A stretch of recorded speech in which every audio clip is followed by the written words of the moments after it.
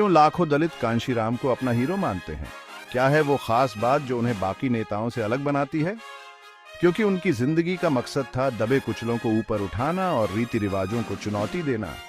उन्होंने अपने जीवन को एक मिशन के रूप में देखा जिसमें समाज के सबसे कमजोर वर्गों को न्याय दिलाना था। 1934 में पंजाब में पैदा हुए कांशीराम ने बचपन से ही जाति भेद झेला। उनके परिवार ने भी इस भेदभाव का सामना किया और यही अनुभव उनके मन में गहरी छाप छोड़ गया। इन्हीं शुरुआती तजुर्बों ने सामाजिक न्याय की लड़ाई लड़ने की आग जलाई। उन्होंने देखा कि कैसे उनके समुदाय के लोग शिक्षा, रोजगार और बुनियादी अधिकारों से वंचित थे। जवानी में कांशीराम ने सरकारी बारूद के कारखाने में काम किया।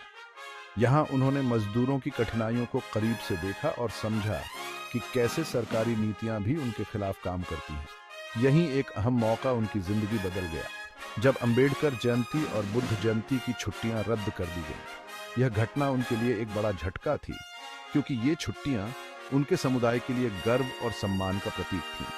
कांशीराम ने अपने साथियों को साथ लिया और छुट्टियों को बहाल करने की मांग की। यह उनकी पहली बड़ी लड़ाई थी और उन्होंने इसे पूरी ताकत से लड़ा।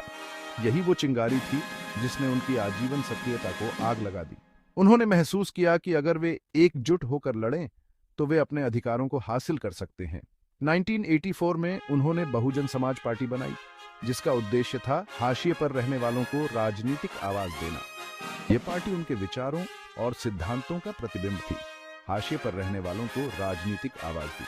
उन्होंने महसूस किया कि असली बदलाव तभी आ सकता है जब दलित और अन्य हाशिए के समुदाय राजनीतिक रूप से सशक्त हों।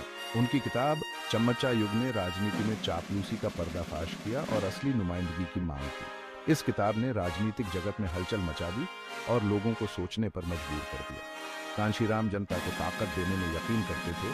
डॉ बी.आर. अंबेडकर और महात्मा ज्योतिराव फुले से प्रेरणा ली। उन्होंने इन महान नेताओं के विचारों को अपने जीवन में उतारा और उन्हें आगे बढ़ाया। उनके समावेशी दृष्टिकोण ने अलग अलग हाशिए के समूहों को एकजुट किया, ऊंची जातियों के दबदबे को चुनौती दी। उन्होंने सभी को एक मंच पर लाने का प्रयास किया ताकि वे एकजुट होकर अपने अधिकारों के लिए लड़ सकें। कांशीराम का विजन आरक्षण से आगे था। उन्होंने राजनीतिक शक्ति को ही मुक्ति का असली रास्ता बताया। उनका मानना था कि जब तक दलित और अन्य हाशिए के समुदाय राजनीतिक रूप से सशक्त नहीं होंगे, तब तक वे अपने अधिकारों को पूरी तरह से हासिल नहीं कर पाएंगे। 2006 में उनके निधन के बाद भी कांशीराम की विरासत जिंदा है। उनके विचार और सिद्धांत आज भी लोगों को प्रेरित करते हैं और उन्हें अपने अधिकारों के लिए लड़ने की ताकत देते हैं।